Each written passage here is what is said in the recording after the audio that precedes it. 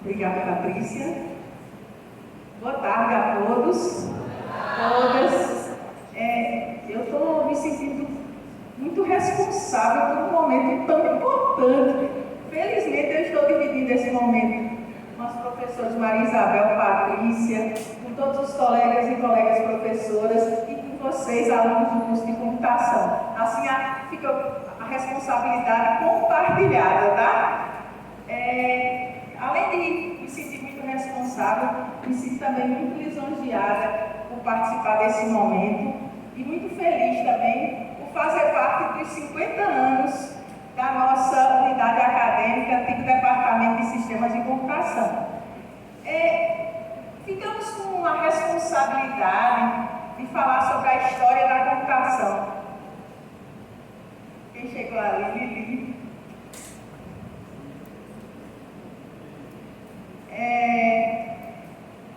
E pensando nesse momento, imaginei que todos aqui têm um pouco da história a contar. Todos nós professores, todos vocês estudantes.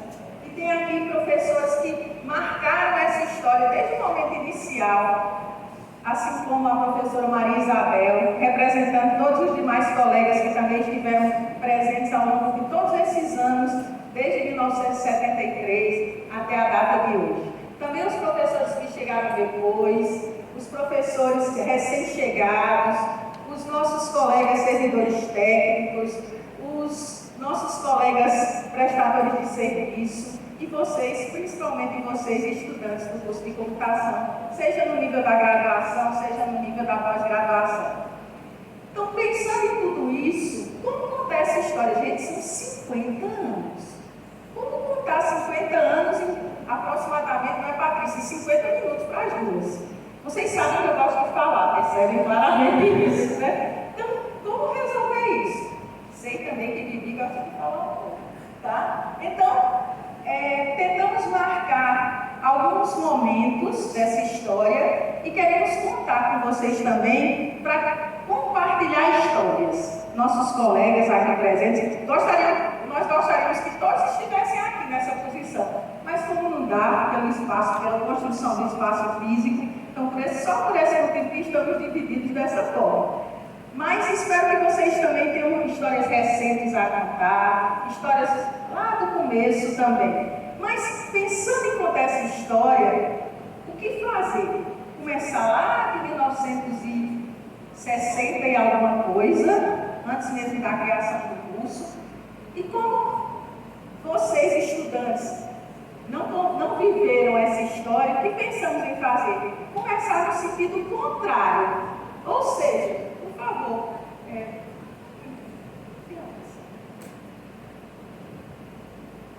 então, no nosso livro da história da computação, a professora Maria Isabel colocou muito bem essa figura há alguns dias, quando estávamos no momento da confraternização junto com a engenharia elétrica, em comemoração dos 50 anos da nossa unidade acadêmica e dos 60 anos do curso de engenharia elétrica.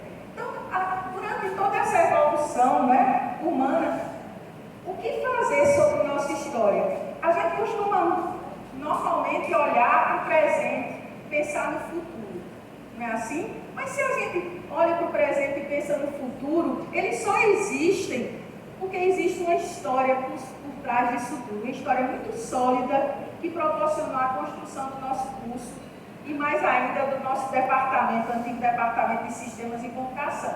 Então, pensando dessa forma, nós vamos só trazer inicialmente esse momento, o que temos hoje. Porque assim, vendo o que temos hoje, é que nós vamos descobrir por que esse hoje existe. Como se construir essa história para se chegar até aqui. Então, nesse cenário, qual é o LASC de hoje? Peço desculpas, tentamos simplificar um pouco, né, porque temos muito a contar, como já dito. Primeiro, quem são as pessoas que compõem a LASC de hoje? Essas pessoas são professores, servidores, vocês estudantes. Aí nos deparamos com um problema: listar todos. Listar todos os estudantes ficaria difícil. Então vocês vão nos perdoar por não listar um a um. E não queremos necessariamente que todos consigam enxergar em demasia todas as informações no nível de detalhamento muito grande, mas não poderíamos deixar de listar todos os nossos colegas que hoje fazem parte da nossa unidade acadêmica da UASC. Então, hoje nós contamos com 40 professores. Além desses 40 professores, nós temos também, eu peço desculpas a vocês devem estar percebendo a resolução, tem um pouquinho de problema, é VGA, não vou entrar nesses detalhes, né? Mas a gente teve que usar um adaptador, tá bem? Então, além dos professores, nós temos os nossos servidores técnicos administrativos, que são em número de 9, alguns aqui presentes, assim como os colegas professores também. Número de 8, desculpe. Desculpe, são 9, que já avançou, não foi? São 9 servidores. Também os nossos prestadores de serviços, que tanto fazem também pela nossa unidade acadêmica, vocês conhecem alguns deles. Cada um, pelo menos um deles está presente em cada bloco da nossa unidade acadêmica. E também, principalmente, vocês, né? Os estudantes que formam o curso de computação, que formam a nossa unidade acadêmica. Temos aproximadamente, me corrija Fubica, me corrija aproximadamente, tá? Me corrija também Dalton. Temos aproximadamente 900 alunos de graduação, tá? E na pós-graduação, Melina e Leandro, temos aproximadamente 110 estudantes, sendo esses 61 de mestrado e 49 de doutorado. Aqui nós ilustramos a presença de vocês em alguns momentos. Caso vocês não estejam conseguindo visualizar da melhor forma possível essas imagens, tudo será disponibilizado para vocês, tá? Precisaremos de um telão maior, então vamos dividir esses slides em muitos outros, mas o objetivo principal é chamar a atenção da presença importante e necessária de vocês, tá? Na nossa instituição e nos nossos cursos de graduação e de pós-graduação. Nossas instalações, por que a gente está chamando a atenção de coisas que vocês já conhecem? Todos vocês aqui conhecem as instalações físicas, conhecem boa parte dos professores, dos servidores, mas por que destacar esses pontos?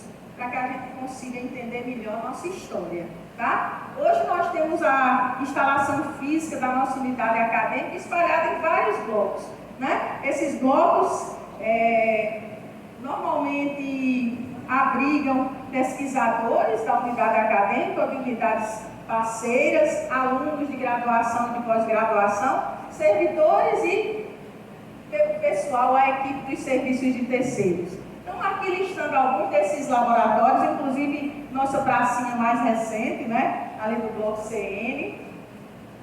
Além disso, por meio desses 50 anos, a partir desses 50 anos, melhor dizendo, muito se construiu na nossa unidade acadêmica. E o resultado disso é a construção, a solidificação, o fortalecimento de vários grupos de pesquisa, que contemplam todos nós aqui presentes e os que aqui, porventura, não puderam vir. E esses grupos formam os nossos laboratórios. E vocês conhecem boa parte desses laboratórios. São os laboratórios de ensino, pesquisa e extensão. Em breve, teremos também novos laboratórios. Estamos sempre fortalecendo esses 3 pilares da nossa unidade acadêmica. Então, além de todos esses laboratórios, temos também outros grupos que se formaram ao longo do tempo no nosso curso. São esses grupos, o grupo PET, depois eu vou falar quando começa o grupo PET. Temos também os Guardians, temos também a equipe das Olimpíadas, das maratonas de programação, que vocês também conhecem muito bem, inclusive estou vendo ali participantes de hoje, né, da competição. Temos outras parcerias e outras iniciativas, como o CAES, como também a nossa empresa Júnior. Então, vocês podem perceber que todos esses grupos visam fortalecer as nossas pesquisas, visam fortalecer as nossas atividades de ensino e também de extensão, cada vez mais forte agora na nossa instituição. Então, dentro desse cenário, nós temos várias parcerias, né? Também sejam essas parcerias institucionais, por meio de órgãos que apoiam bolsas de iniciação científica, bolsa de produtividade, por meio de outros programas que nos vinculam a empresas parceiras, por meio de intercâmbio, seja de professores, seja de estudantes. Então, vocês percebem claramente um cenário muito amplo de atuação da nossa unidade acadêmica. E isso tudo que eu estou falando é do conhecimento de todos vocês. Nada disso é novidade. Mas o grande objetivo de fazer esse apanhado inicial sobre o nosso presente é para que, enfim, possamos saber como tudo isso começou. Como surge a UASC, na verdade o TSC. Quem daqui participou desse momento tão importante? Quem daqui tem muita história para contar e que vocês não conhecem? Então, o principal objetivo da tarde de hoje é, mais uma vez, reforço, chamar a atenção da nossa história. Só assim nós vamos entender melhor tudo que construímos e o que ainda temos a construir, e com a participação de todos vocês. Então, por isso, agora eu vou passar a palavra à professora Maria Isabel, que tem muito a contar sobre essa história. Então, por favor, Maria Isabel.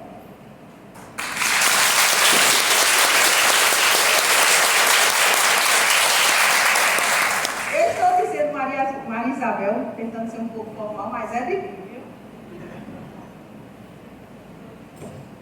Boa tarde. Uma satisfação muito grande estar aqui com vocês, uma energia muito boa. E eu gostaria inicialmente de cumprimentar alguns de vocês. O meu desejo era cumprimentar todos, um a um, mas tem que, nesse momento, escolher alguns. Eu vou chamar, vou cumprimentar todos os nossos professores. Fábio Camelo, por favor, Fábio, você levanta.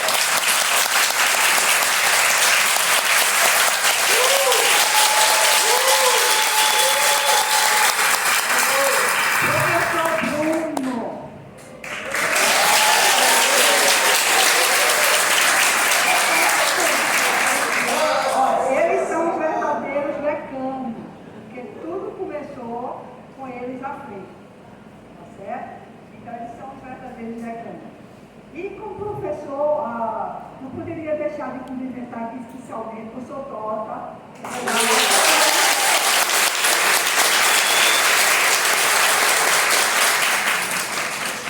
Eu também gostaria, em nome, quer dizer, cumprimentar os funcionários em nome de Fatinha.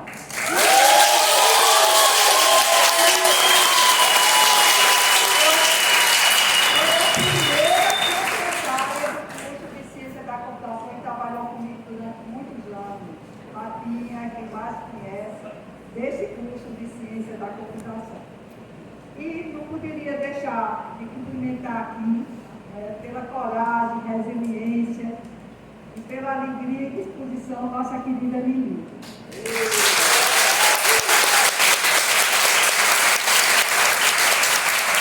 Lili é aquela que sempre estava à frente dos eventos dos alunos. Adorava ter os alunos e as pessoas também. Bom, minha gente, então a gente vai iniciar essa introdução.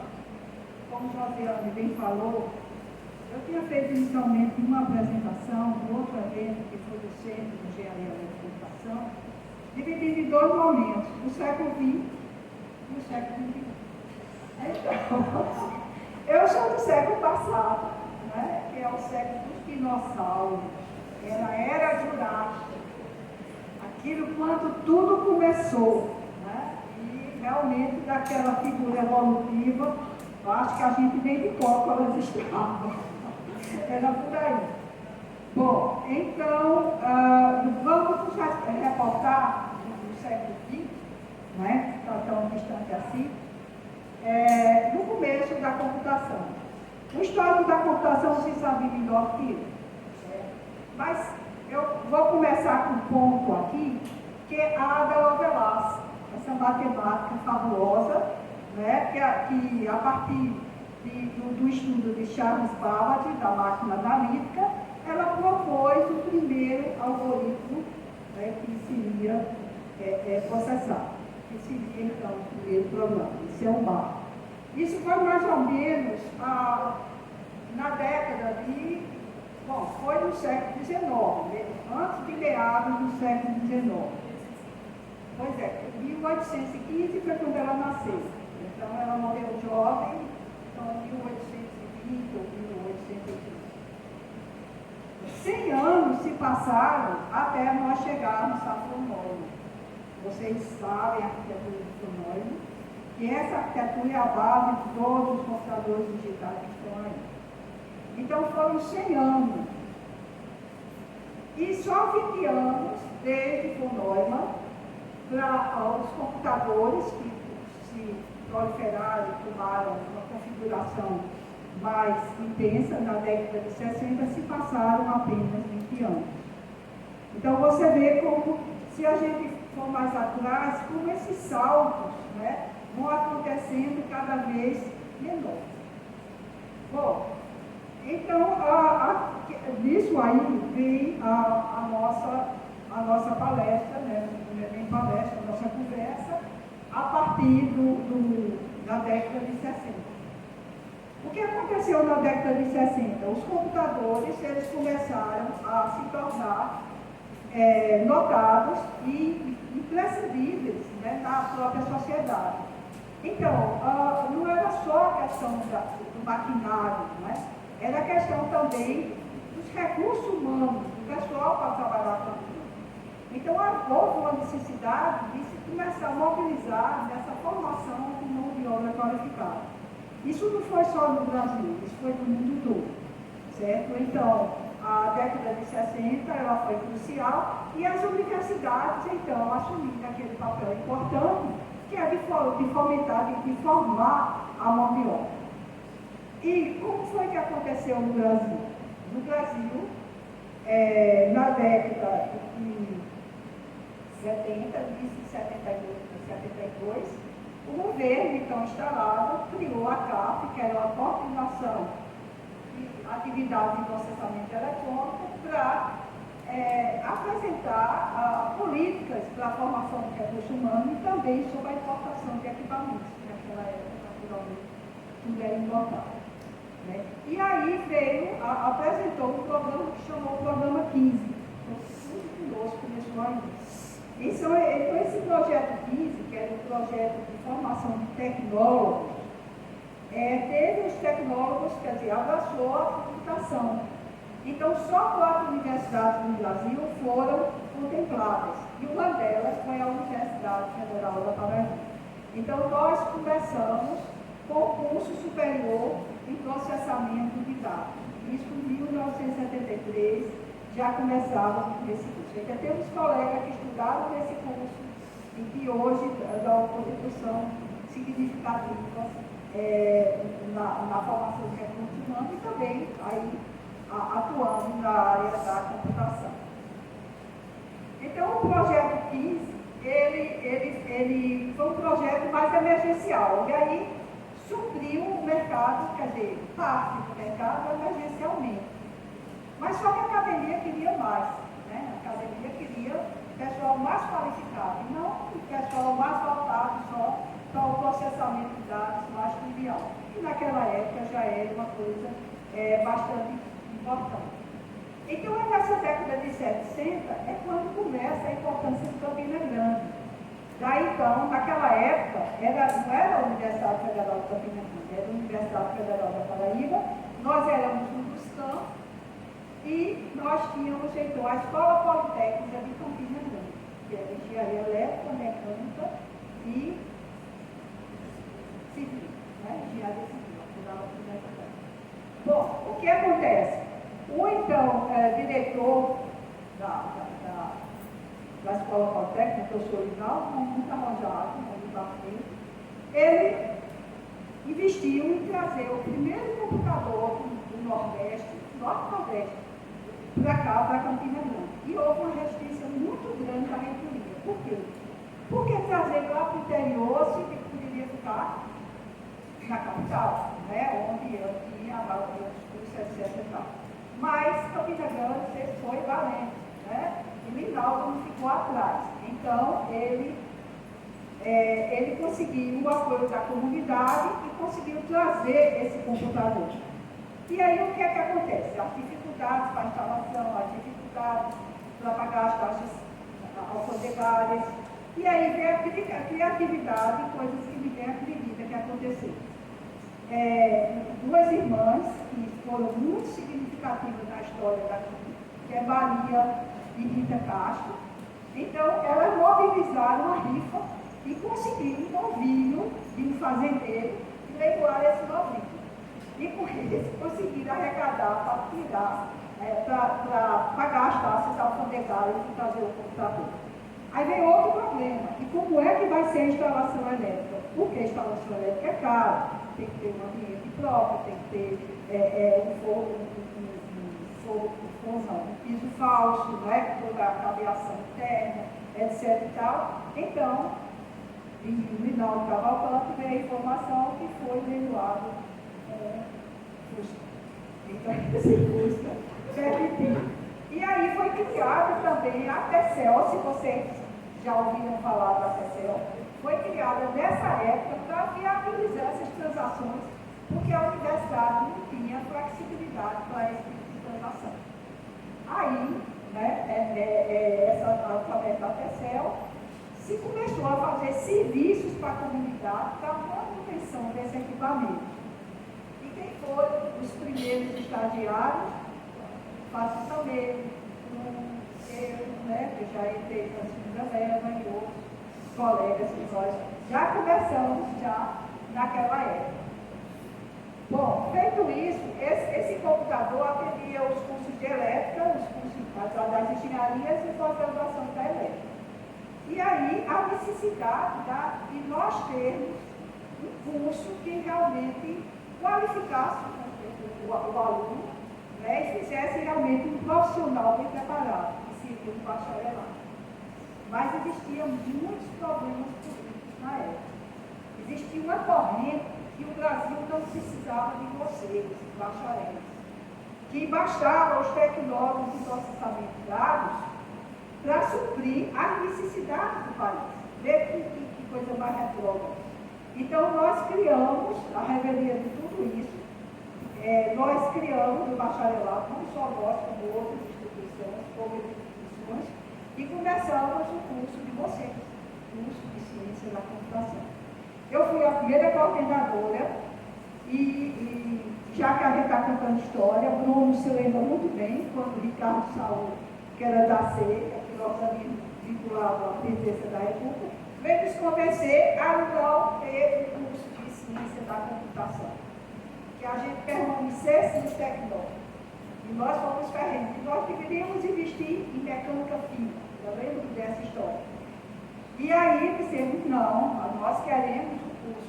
E nós começamos, meio enviesado, começando com a estrutura um pouco, fazendo uma extensão do curso de processamento de dados, e nós começamos. Bom, o que acontece com isso? Em 1980, também Rinaldo Cavalcante ferrou, como se diz, bateu o pé e disse, não, esses cursos têm que ser reconhecidos. Não havia nenhum curso reconhecido no Brasil. O nosso curso da Universidade de São Carlos, nós fomos, então, o primeiro curso a ser reconhecido. Eu era coordenadora, trabalhei nesse reconhecimento. E depois passei a vez para Marcos Sampaio, que aí o curso já estava reconhecido e a coisa aconteceu. E nessa época eu digo que nós éramos os dinossauros, éramos professores sonhadores, autodidatas, nós tínhamos que estudar para poder dar aula, entender um pouco, ficar muito à mercê dos professores que vinham de fora, que podiam passar um pouco mais de informação, e assim foi. Mas aí começaram os convênios com instituições em países que já tinham uma cultura mais avançada na computação, como os Estados Unidos, Canadá, a própria França. E aí nós começamos a formar o pessoal. E essa área era jurássica, começou realmente esses dinossauros a ter o upgrade, a evolução, aquele organismo que começou a se levantar. E a gente tendo, então, uma realimentação né, de grandes instituições internacionais. E aí houve uma modificação curricular, e aí a gente pôde ter matemática computacional, a gente pôde ter um currículo rico em matemática, que é essencial, abraçar aquelas tecnologias emergentes mais importantes, né? Abraçar redes, inteligência artificial, banco de dados, etc., com grande propriedade, e com o pessoal qualificado para oferecer o melhor no nosso curso. Bom, isso foi, esse DE-30 é interessante, que nós trabalhamos com o Fortran e o Assembly. Vocês todos conhecem o Fortran e o Assembly, né? E permitia a gente também com linguagem de marketing. Então, se vocês se deem uma palavra, a melhor palavra de quantos dias, minha gente? Bora? Quantas? Cadê? Bom, a palavra lá era de 16 dias. Então, nós poderíamos programar a linguagem de marketing, né? E era muito interessante, mas era só para brincadeira de estagiário, porque na verdade se trabalhava com a Assembly e com o Fortran. Uma coisa hoje é muito usada, uma Assembly também, né? Deixou de se usar, né? Bom, então, como é que a gente vai esquecemos aí? Vem a década de 70 e chega a década de 80. Né? Nosso pessoal já tem uma realimentação, com o pessoal mais formado, com curso bem mais organizado, bem mais consistente na área. E então nós começamos a época de 80. Então tivemos insumos muito importantes, porque na década de 80 nós tivemos,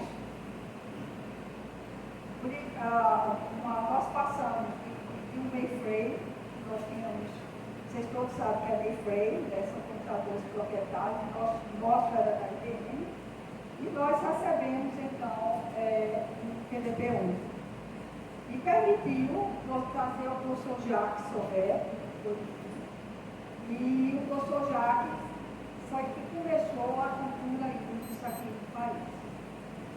E com isso veio a linguagem C, que todos vocês conhecem. Então, nessa época, só tinha só nós aqui.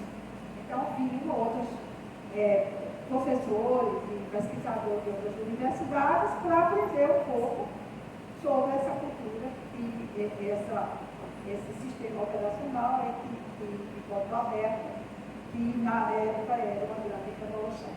Então, isso foi muito importante na década de 80. E a década de 80 também foi a década da conectividade. Começou já na década de 70, 80, porque antes, vocês viram isso no curso de redes. IBM só falava com IBM. Vista só falava com Vista. Então, como conseguiria se conversar? Né? Tem toda aquela história da década de 70, do projeto DARPA, etc. Né?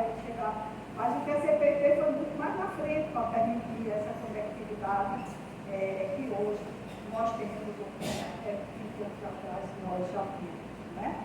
Então, tudo isso é uma evolução.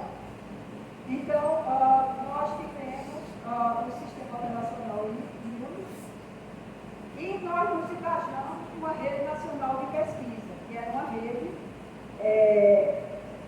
entre instituições de pesquisa, e com isso só algumas universidades tinham essa rede. E nós tivemos, na época, né, nós lutamos para ter um ponto de presença aqui em Campinas Grande. O professor Sérgio Nicolé está por aí. Desde o princípio foi à frente, né, desse projeto, ainda recentemente estava à frente.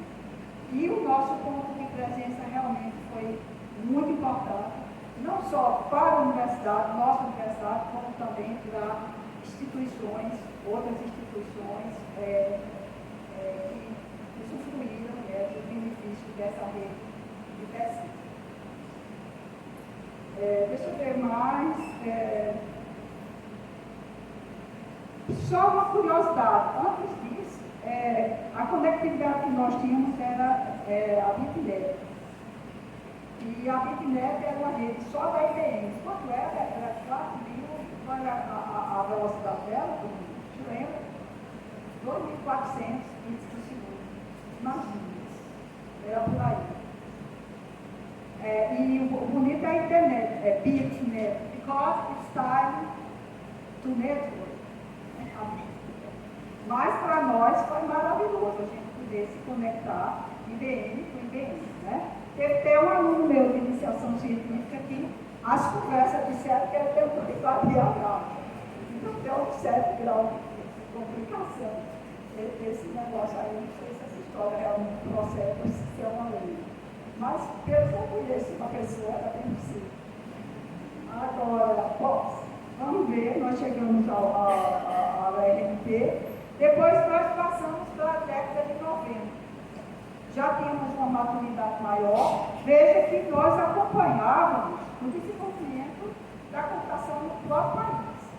Nós estávamos na crista da onda, que acontecia, nós estávamos inseridos. Foi quando veio o projeto Softex, software para exportação, do tripé que a gente fala que seria a Rede Nacional de Pesquisa, o Softex e o Protein, que era um programa temático em computação que incentivava as universidades a interagir com a própria sociedade, interagir com outras instituições e com o setor produtivo também, que veio o projeto. Então, esses foram projetos muito importantes. E em 95 veio a internet comercial. Até então não tínhamos internet comercial.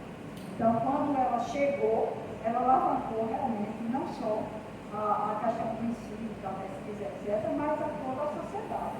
E passou a ter uma conectividade mais fácil e viável, né? Que antes era realmente bastante difícil e oneroso. Bom, isso era da década de 90. Registro aqui a professora Fátima Camelo, ela que iniciou o programa PET, junto ao Softex, que era software para exportação, se chegou à conclusão, quer dizer, que aquelas pessoas que se formavam e entravam no programa não tinham uma formação mínima em empreendedora, no mínimo série. E aí veio o programa Gênesis, que a Fátima também começou, o Marcelo está com divulgado, o PET também. Então, o Gênesis foi importante para começar a introduzir a questão empreendedora, a necessidade do empreendedorismo nos cursos de graduação. O aluno começar essa cultura já no seu início. E aí, minha gente, nesse cenário, nós passamos ao século XXI. E o século XXI já fez, a FUPI. A vocês todos, a mim também, tá certo? Então, me vou trazer o século XXI, a unidade acadêmica, ela passa a ter grandes laboratórios temáticos, relevantes, parcerias importantíssimas. Nossos alunos começam a se destacar, vocês alunos, começam a se destacar em Olimpíadas, em competições, professores também. Nosso curso de Ciência da Computação, muita honra, né? Ele é 5 estrelas onde ele chega, né? Seja pelos veículos da própria sociedade, como também pelas avaliações do MEC. Então, isso só nos deixa orgulhosos, só nos deixa felizes.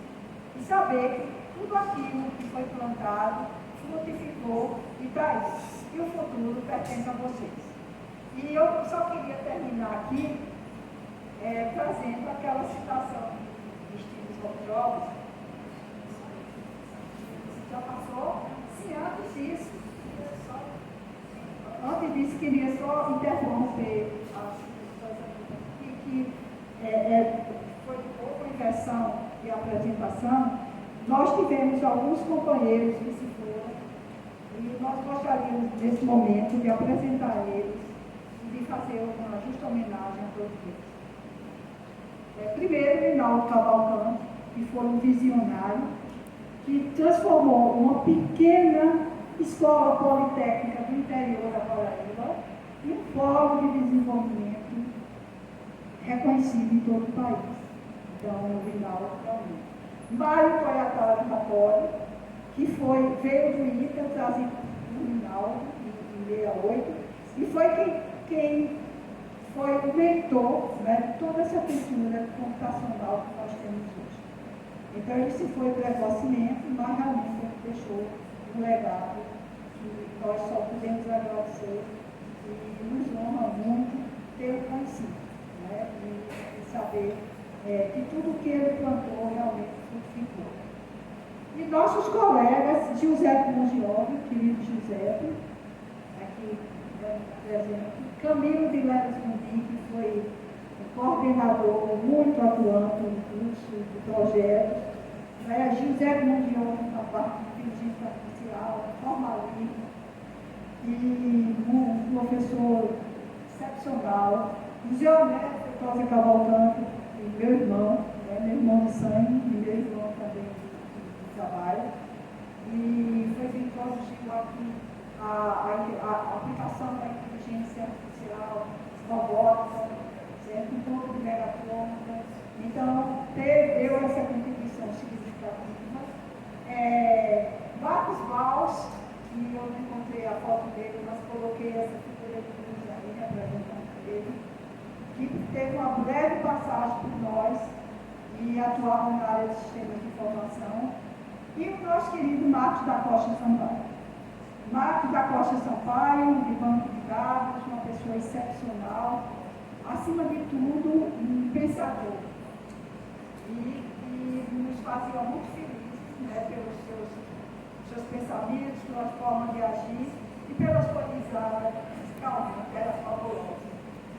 E os funcionários, ali não é Terezinha, ali é Maria de Fátima Nascimento, que foi secretária de processamento de dados, teve a nossa querida Terezinha de Araújo, que não está falando dela aqui, que também se foi, e Marcelo Rodrigues, que trabalhou, o funcionário que trabalhou na pós-graduação.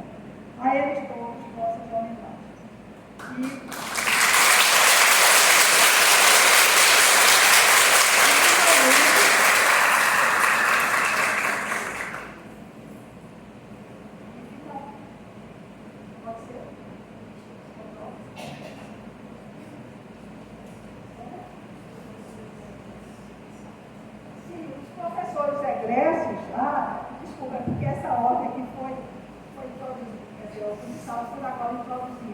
Os egressos, nós gostaríamos que se apresentassem aqui, muitos deles do nosso aula, por favor, Aburabi, Clota, Fátima.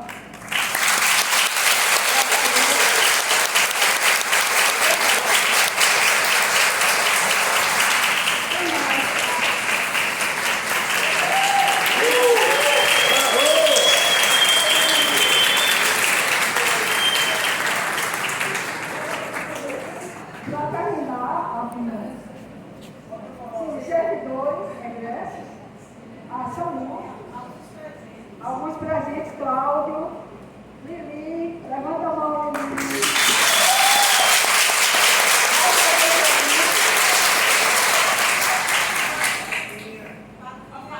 Flavinha.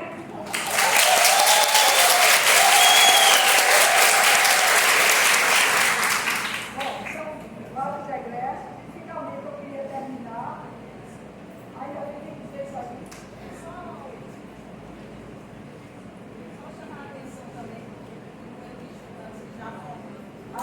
É que a ordem aqui foi um pouco trocada, mas também recebi agora, viu?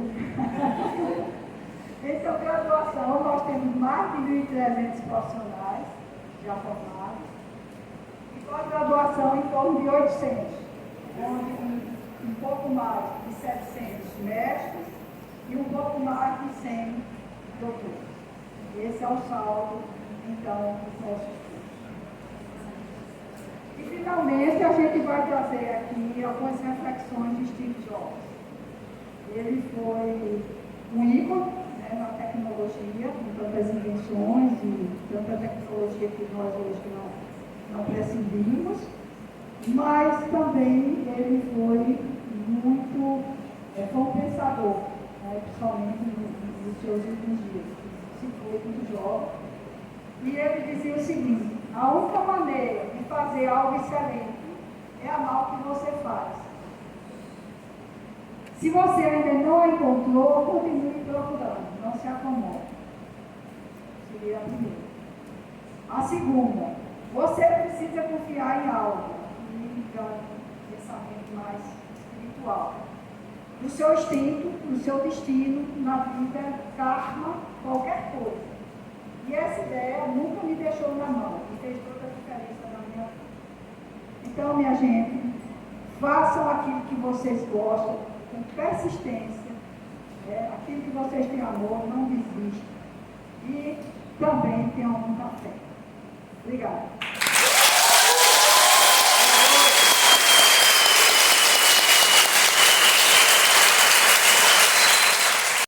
Eu só acrescentar alguma coisa ao que Bibi falou. Primeiro que os cursos começaram com mestrado, né, Bibi? Eles começaram aqui, não foi na graduação não, eles começaram com mestrado. Então tinha, acho que eram 5, me corrija aí, Bruno, eram 5 alunos de pós-graduação, né, que começaram o curso, né, Gentil, tinha, acho que Eli Menezes. Depois é que veio a graduação.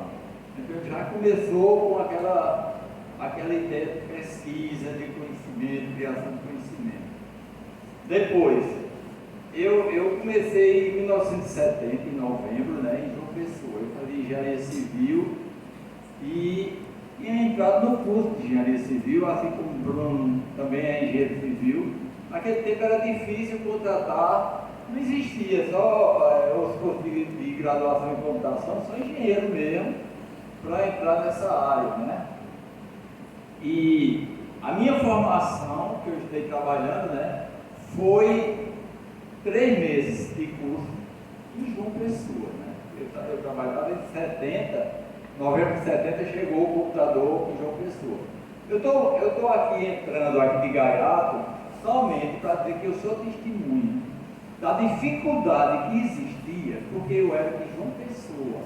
A UFPB era uma única, existia o UFPB em João Pessoa, Campus 1, e aqui era Campus 2. Então, existia essa rivalidade idiota, certo? De João Pessoa e Campina Grande, que prejudicava o nosso curso. Eu sou testemunha porque eu era de João Pessoa e via as fofocas do pessoal criando dificuldade para trazer as coisas para Campina Grande. Mas a luta foi grande, e de Linaldo e de outros professores daqui, o pessoal que era da engenharia mecânica, acho que eu me lembro de Múcio, né, o Bruno sabe mais do que eu, e conseguiram, com muito custo, né, criar os cursos de graduação, no caso, Projeto 15, né, a graduação em Tecnologia de Processamento de Dados. E a dificuldade do aprendizado era enorme.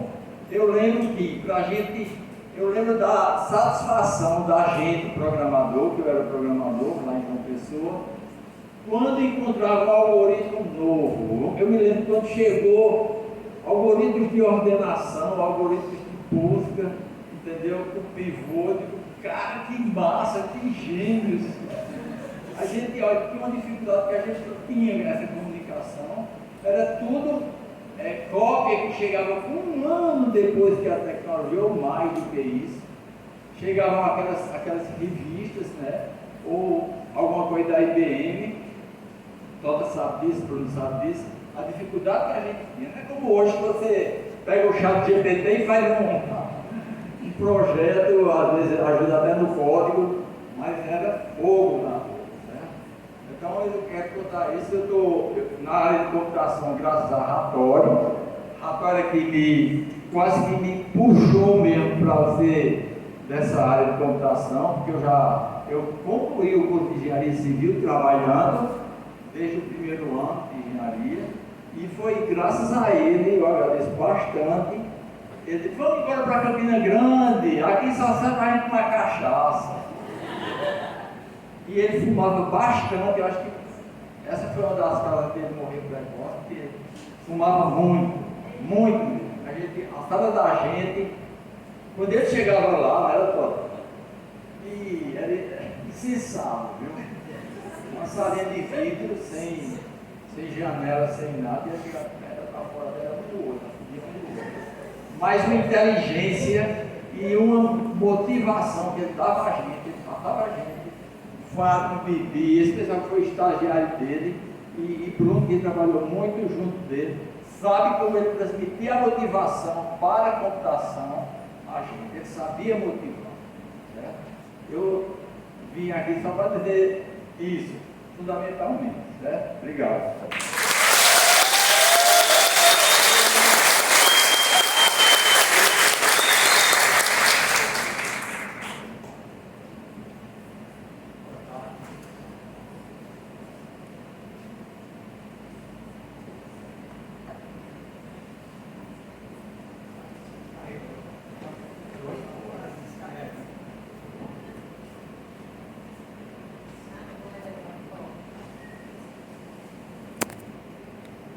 Bom, gente, Patrícia falou para a gente contar algumas histórias.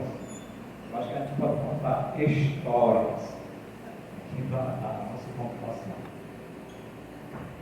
Eu acho que, tirando o Bruno, talvez eu seja o mais velho aqui, de idade. Bruno disse que não é mais aquele mega a idade, ele esconde.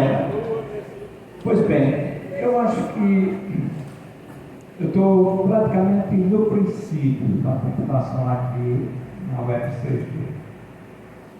Eu cheguei em 1960, em 1968, a Companhia de Eletricidade aqui de Campina Grande colocou um computador, que era uma coisa que você vê o povo de Campina Grande como é atirado. Então, a empresa do porto da Antiga Companhia de Eletricidade, que era uma empresa chamada Selby, tinha o PEI para montar um computador. E não tinha profissionais, eles eram recrutados nos cursos de engenharia. E eu fiz os testes da IBM, e a formação, quem dava era IBM, não tinha cursos regulares. Eu, de repente, me deparei com um computador, sem nunca ter, eu não sabia sequer o que era um algoritmo. Achava a palavra muito bonita, mas... e aí a gente aprendeu a programar nos computadores da IBM. Passou o tempo, um ano, 2 anos, e a Selby não conseguiu manter o computador, que o aluguel era muito caro. E então tinha a fundação, teve uma importância muito grande, a fundação, a TECEL, não sei se ainda existe. Essa fundação possibilitava que a universidade furasse aquela rigidez de orçamento, de coisa para captar recursos.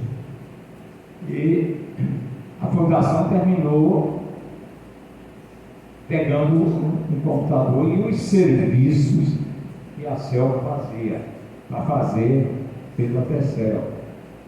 E nesse pacote, eu era programador da CEL, eu vim no meio, né, para trabalhar na TECEL como programador, com o professor Rangor, que era o diretor técnico. E nós tivemos um aprendizado excelente com ele. E nesse tempo, Pato Camelo, né, Bibi. Pois bem, em 75, eu fui guindado para professor, né? Quer dizer, eu era um simples programador e os cursos já tinham sido criados e não tinha gente para ministrar os cursos. E nós fizemos um concurso, né, para poder ser professor do curso. Quer dizer, eu entrei assim pela janela para ser professor, de programador para ser professor. Pois bem, A gente olhando hoje, eu até agradeço muito a Deus por essa oportunidade de estar aqui. Nunca me passa pela cabeça que eu já fui fazer 77 anos. Eu ter essa oportunidade de estar aqui olhando para você, para mim, na cara de cada um. Eu vejo aqueles alunos no começo. E digo que o grande sucesso desses cursos de computação se deveu principalmente ao caráter das pessoas que formaram no princípio. O professor Hélio, o professor Mandioca, esses que aprovaram aí, o professor Ratório e tantos outros. E foram grandes abnegados, né? Pessoas de caráter comprometidas com o curso. E eu me lembro também que um dia eu estava me lembrando disso, falei com recordo com quem, que o grande sucesso do curso também se deveu a que os alunos que chegavam, prestavam vestibular, eram de excepcionais qualidades, eram todos alunos bons. Então acho que um grande benefício do curso ter tido esse sucesso foi exatamente isso, de ter sempre tido alunos bons. Pois bem, eu em 1998, eu me aposentei e fui para o UEPB. Eu estou contando essa história porque a vida como dá muitas voltas e eu fui coordenar a parte de informática da UEPB, passei lá 15 anos. Em termos de histórias, a gente viveu também muito a pessoas que não eram professores, mas que tiveram atuação decisiva. Por exemplo, o Ian James Welch, e o professor Rinaldo, naquela ânsia de arranjar pessoas para trabalhar na área de informática, através de um edital que o escocês publicou no jornal se oferecendo para trabalhar com computação no Brasil, e ele veio no jornal, foi atrás do escocês e trouxe aqui para Campina Grande. E eu tive um aprendizado muito bom com ele, essa história de fazer os algoritmos de sorte, era com aquelas fitas magnéticas, né? A gente para fazer um processamento era uma luta. E ele tinha uns algoritmos interessantes para otimizar a rodada das fitas, né? Você tinha arquivos particionados em várias fitas e fazia aquele software, chamado, para poder otimizar. Pois bem, a história que eu tenho com o Ian é que eu tive um aprendizado muito grande com ele. Ele se tornou meu amigo. Ele falava ruim no começo inglês, mas ele trabalhou num projeto de um avião, eu não esqueço como era o nome, era um avião bem famoso. Ele trabalhou num projeto de construção desse avião na Inglaterra. E ele sabia muito. E tudo que ele podia me ensinar, ele me ensinava. E tornou-se meu amigo, e um dia apareceu na televisão, você já ouviu falar, né, no monstro do Lago Ness. Não é um monstro que diz que aparece no lago lá na Escócia e tudo mais. E um dia foi aquela história na televisão que o monstro tinha aparecido. Aí no outro dia só que se falava nisso. Aí Ian estava lá sentado, eu passei e disse: vocês estão procurando o monstro do Lago Ness? Ele não está aqui. Eu perdi a amizade dele por conta disso, porque eu disse que o monstro do Lago Ness tinha saído de lá, estava aqui. Pois bem, isso é uma história, né, das coisas que aconteceram. Outra história é que nós fizemos a primeira transmissão, né, teleprocessamento daqui para João Pessoa, ligando ao web, o campus daqui ao campus de João Pessoa. E eu fui coordenador do, não sei como é que chama hoje em dia, mas era núcleo de processamento de dados. Eu era responsável pela parte física de implementação do capeamento para chegar até o TSC. e PIB a parte lá de rede, né? E nós testamos antes tudo funcionando para fazer a transmissão. Só que, sim, isso ia ter, o reitor trouxe para aqui o secretário do MEC, que era a segunda pessoa do ministro do MEC, para essa inauguração. E nós, na hora, todo mundo estava lá, com a solenidade, vamos fazer a transmissão. Aí não funcionou nada. A coisa que fugia ao nosso alcance, passaram um trator, estava limpando aqui o campus, exatamente por conta da visita, para o campus parecer bem limpo, bem arrumado. Passaram o trator e arrancaram os carros. Mas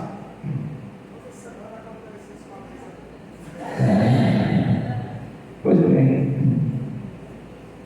nós tivemos um sucesso primeiro.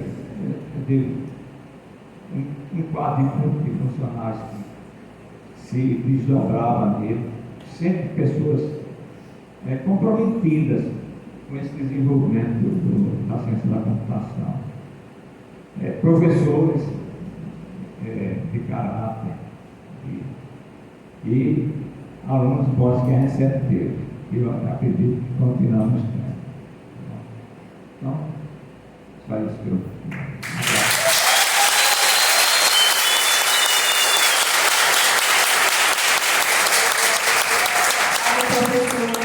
Uma história legal.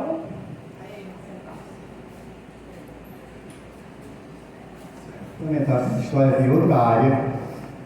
E em 97, 98, a gente inventou uma história aqui. Um professor querido chamado Wilson Ferreira, era o nosso professor de ciência artificial também,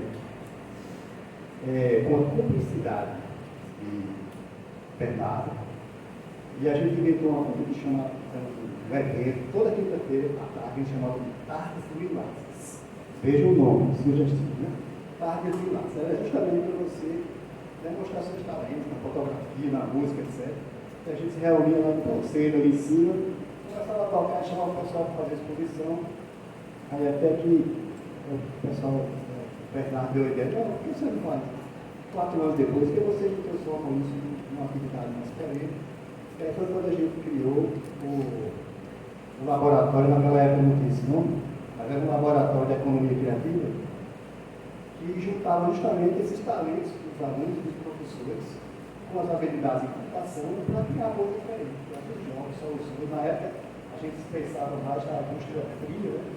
A gente pensava na indústria criativa, que era o estudo das artes, na cultura, da computação. E aí, com base na inspiração de Fátima e Antão, né, vinda do Poligênio, do PET, a gente começou a desenvolver essa atividade. Hoje esse laboratório está hoje funcionando, com tudo, e é uma coisa que a gente começou a pensar, conversando com os professores, que a gente começou a se preocupar com a formação de habilidades não técnicas do nosso aluno. Então, hoje vocês têm uma oportunidade, todos os professores que já têm essa consciência, a gente já tem uma disciplina na grade curricular pensando nisso, nas habilidades não técnicas, nos soft skills, liderança, perseverança, resiliência, como parte da formação do nosso aluno de computação. E isso para mostrar que uma história que foi uma brincadeira artística, com um nome bem curioso, né? Tardes Lilazes, por isso, no momento, no começo, as pessoas estranharam muito. Está muito sério, mas parece um problema não muito sério. E hoje se caracteriza como uma reflexão, uma representação da preocupação do curso com a formação não técnica, complementar e necessária hoje no mercado de trabalho. As pessoas precisam realmente ter essas habilidades. E aí é interessante lembrar que isso começou, né, com essa inspiração lá do Poligênio e do PET. Hoje o PET ajuda a fazer isso. Eu só complementar essa história para lembrar que essa história aí inclui a formação não técnica como uma das habilidades, uma das competências essenciais para o jovem hoje que se forma sem computação.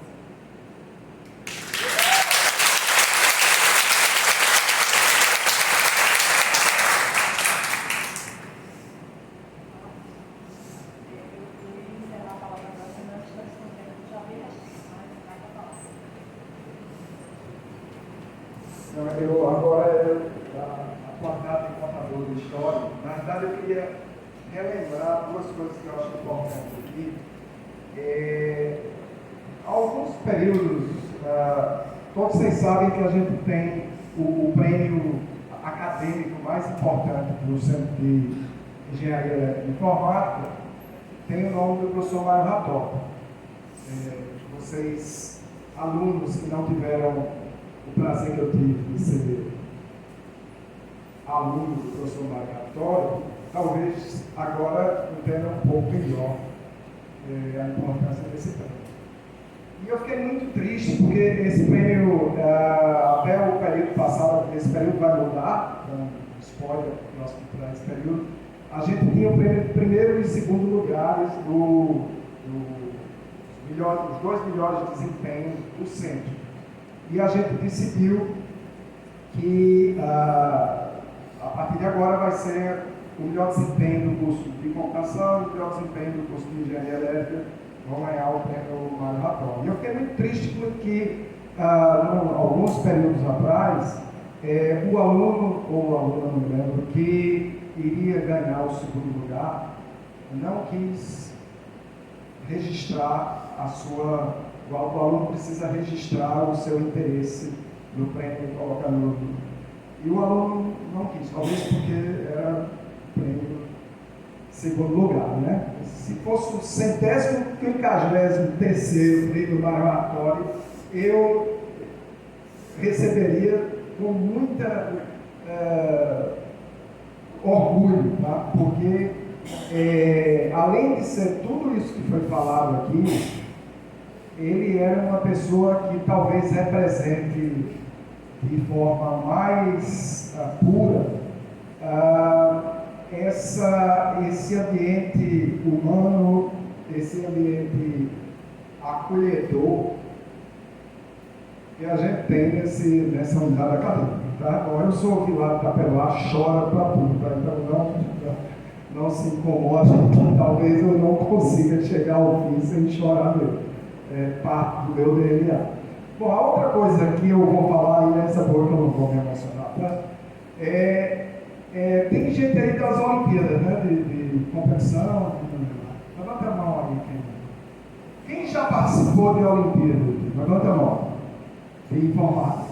Bom, eu vou levantar a minha mão também, porque em 1986 ou 87, eu acredito, aí é até bom que Rohrer e o pessoal que organiza essas competições levantassem esse histórico, mas eu tenho a impressão que uma das primeiras competições de programação no Brasil foi organizada mais ou menos circa 1986 pelo professor Jacques Sauveur e o professor Wick também.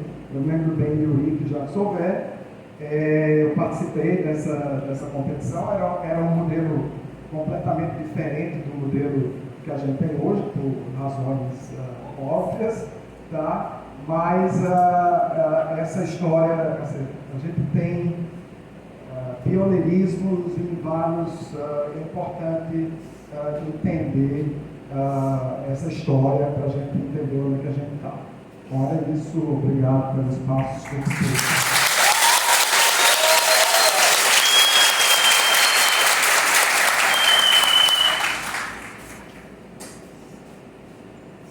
Complementar uma coisa, assim, você sabe que Campina Grande ganhou um selo de cidade criativa da Unesco, né? Faz parte da rede mundial da Unesco, na área de artes pediátricas, e o dossiê que fez Campina Grande ganhar esse selo, mais da metade do que está escrito lá é essa história que começou com as tardes lilazes, lá em 97, e gerou um monte de atividade do poligênico, empreendedorismo, de conexão entre arte, cultura e computação e desenvolvimento de habilidades técnicas. Isso pesou muito. Então, Campina Grande deve ao curso de computação pelo menos 60% desse selo.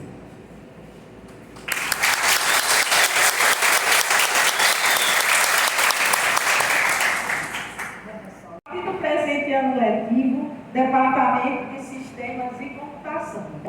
Tá? Então, uma salva de palmas.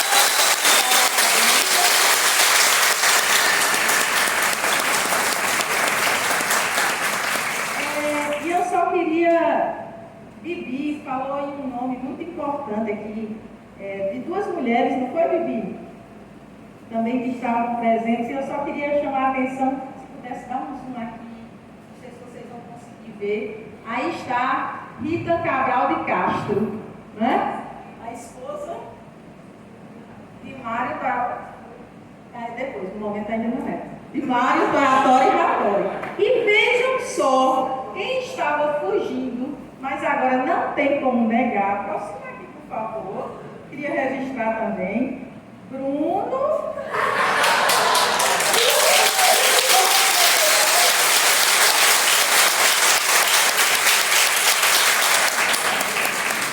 Outro nome muito importante também aqui presente. Por favor, aqui. Maria de Fátima Camelo.